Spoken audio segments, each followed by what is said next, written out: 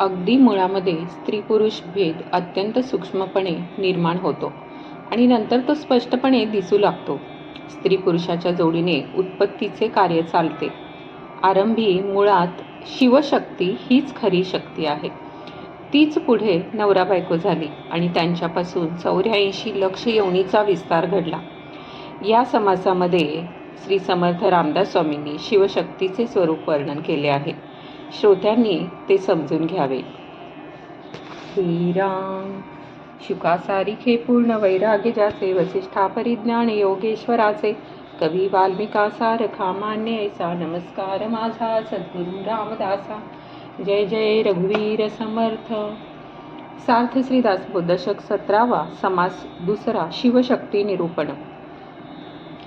शुद्ध ब्रह्मस्वरूप अत्यंत भेदरहित आणि निश्चल आहे.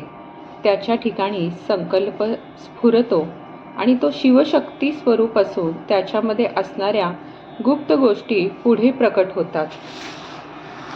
श्रीराम. ब्रह्म निर्मळ निश्चळ, जैसे गगन अंतराळ, निराकार केवळ निर्विकारी. याचा अर्थ या श्लोकातून श्री समर्थांनी सांगितलेला आहे. ज्याप्रमाणे आकाशरूपी आकाश निर्मळ निश्चल आहे, तसेच ब्रह्म देखील आहे. निराकार असून देखील ते अगदी निर्विकार आहे.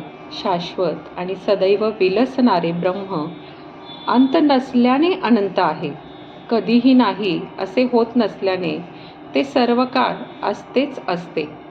अवकाशमय आकाश अविनाशी जसे असते, तसेच ब्रह्म अविनाशी आहे. ते तुटत नाही किंवा फुटत नाही. ते जसेच्या तसे अगदी शांत असते. ब्रह्माच्या ठिकाणी जसे अज्ञान नाही तसे ज्ञान पण नाही, जसे विस्मरण नाही तसे स्मरण पण नाही. ते अखंड, निर्गुण आणि संपूर्ण निरावलंबी आहे. तेथे विश्वाचा मागमूस नसल्याने चंद्र, सूर्य आणि अग्नी यांचे अस्तित्व नाही. अंधार व उजेड करणारे काही नाही. कोणतीही उपाय नसलेले असे अगदी निरुपाधी ब्रह्म असते. अशा त्या निश्चळ ब्रह्मामध्ये स्वतःचे स्मरण स्फुरले. ते चित स्वरूप आहे अशी कल्पना केली आणि त्या मूळ संकल्पात गुणांचा समतोलपणा असल्याने गुणसाम्य असते. आकाशात ज्याप्रमाणे अभ्र येते व आकाश झाकते, त्याचप्रमाणे ब्रह्मामध्ये स्मरणरूप मूळ माया उत्पन्न झाली आणि ती माया निर्माण होण्यास आणि लयाला जाण्यास वेळ लागत नाही. निर्गुणामध्ये जो संकल्परूप गुणविकार निर्माण होतो त्यास षडगुणेश्वर किंवा अर्धनारी नटेश्वर असे म्हणतात. आदिशक्ती, शिवशक्ती इत्यादी सर्व शक्ती मूळ मायेतच असतात आणि त्यांच्यातूनच पुढे अनेक व्यक्त दृश्य पदार्थ निर्माण होतात. मूळ मायेतून नंतर शुद्ध सत्व निर्माण होते. त्याच्यामध्ये रजोगुण, तमोगुण गुप्तपणे वास करतात. त्यास महत्तत्व किंवा गुणक्षोभिनी म्हणतात. मूळ मायेमध्ये व्यक्ती नसते, तेथे आकार नसतो. मग शिवशक्ती कशी असणार असा प्रश्न विचाराल तर नीट लक्ष देऊन ऐका. ब्रह्मांडाचा शोध घेऊन पिंड ओळखावा किंवा पिंडाचा शोध घेऊन ब्रह्मांड ओळखावे. स्थूलाकडून सूक्ष्माकडे किंवा सूक्ष्माकडून स्थूलाकडे विचार करीत गेल्यास याचा उलगडा आपल्याला होतो.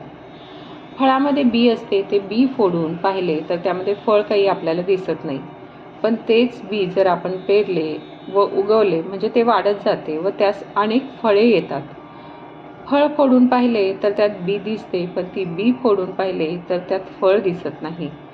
हाच विचार पिंड ब्रह्मांडाच्या विवरणाला लागू पडतो. पिंडामध्ये नरनारी असा भेद दिसतो हे प्रसिद्धच आहे. मुळातच हा भेद असला पाहिजे, नाहीतर हा पुढे प्रकट झाला नसता.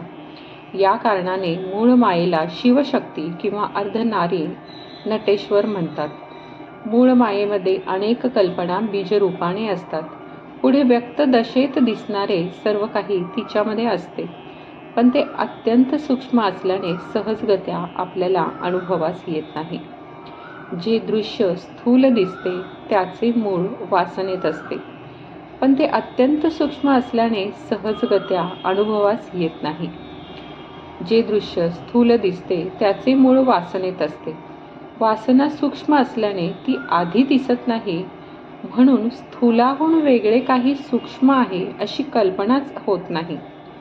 केवळ कल्पनेतून सृष्टी निर्माण झाली असे वेद व शास्त्रे सांगतात. ती कल्पना स्थूलपणे दिसत नाही म्हणून ती खोटी मानणे बरोबर नाही. जीव आणि ब्रह्म यांच्यामध्ये अनेक पडदे आहेत. जीवाचा एक एक जन्म म्हणजे एक एक पडदा असतो. अनेक जन्मांचे पडदे असल्यामुळे जीवाला सूक्ष्माचा विचार आकलन होत नाही. परंतु विश्वामधील रहस्य सूक्ष्मच आहे, गूढच आहे. रहस्य सूक्ष्म व गूढ असणे हा निसर्गाचा नियमच आहे. मुळात वासनेमध्ये फरक नसतो, ती सर्वांना सारखी असते. पुरुषाला स्त्रीची व स्त्रीला पुरुषाची वासना असते. दोघे एकमेकांमध्ये गुंतून असतात म्हणून जीवन नीट चालते. पण या सर्वांचे मूळ शिवशक्तीपर्यंत पोहोचते. जगामध्ये इतके पुरुष आणि इतक्या स्त्रिया आहेत. प्रत्येकाचा देह स्वभाव निराळा असतो, परंतु सर्वांचा जीव मात्र एकच असतो. नवरीला नवरी नको असते, नवरा हवा असतो, असा भेद आढळतो. पिंडामध्ये दिसणाऱ्या या भेदावरून ब्रह्मांडाचे बीज कसे असेल याची कल्पना येते. नवरीचे मन नवऱ्यावर असते तर नवऱ्याचे मन नवरीवर असते. वासनेचा हा प्रकार अगदी मुळापर्यंत शोधून बघावा.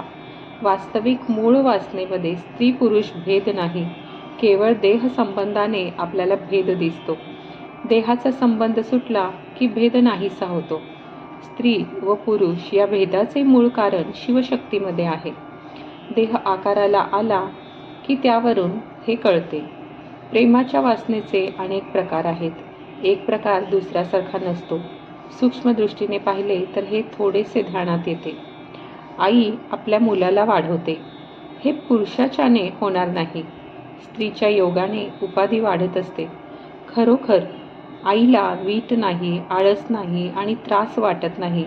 आईखेरीज इतकी माया कुठेच आढळत नाही. मानवी जीवनामध्ये स्त्री अनेक उपाधी वाढवते, प्रेमाने गुंतवून ठेवते आणि अनेक प्रकारे प्रपंचाचे प्रेम लावते. पुरुषाला स्त्रीचा विश्वास असतो, स्त्रीला पुरुषाचा संतोष असतो. अशा रीतीने वासना एकमेकास एके ठिकाणी बांधून ठेवते. ईश्वराने ही एक मोठी युक्ती केली आहे. तिने सारी माणसे परस्परामध्ये गुंतून राहिली आहेत. त्याने लोभाचे असे गुंडाळे करून ठेवले आहे की ते उकलत नाही. स्त्री पुरुषामध्ये परस्परामध्ये अशी आवड असते, त्यांना एकमेकांची मोठीच गोडी वाटते. ते परस्परांबद्दलचे आकर्षण अगदी मुळापासून चालत आलेले आहे असे स्पष्टपणे आपल्याला दिसते. सूक्ष्म विवेकाने आपण ते पाहावे. अगदी मुळात स्त्री पुरुष भेद अत्यंत सूक्ष्मपणे निर्माण होतो, नंतर तो स्पष्टपणे दिसू लागतो. स्त्री पुरुषांच्या जोडीने उत्पत्तीचे कार्य चालते. आरंभी मुळात शिवशक्ती हीच खरी आहे. तीच पुढे नवरा बायको झाली आणि त्यांच्यापासून 84 लक्ष योनीचा विस्तार घडला. या समासामध्ये शिवशक्तीचे स्वरूप श्री समर्थ रामदास स्वामींनी वर्णन केले. श्रोत्यांनी ते समजून घ्यावे. नीट विवरण केल्या वाचून बोलू नये, कारण नाहीतर बोलणे व्यर्थ असते. इति श्री दासबोधे गुरु शिष्य संवादे शिवशक्ती निरूपण नाम समास दुसरा समाप्त. जय जय रघुवीर समर्थ. तुम्हाला हा व्हिडिओ आवडल्यास कमेंट, लाईक, शेअर करा आणि पुढील व्हिडिओसाठी हे चॅनल सबस्क्राईब करायला विसरू नका. श्रीराम.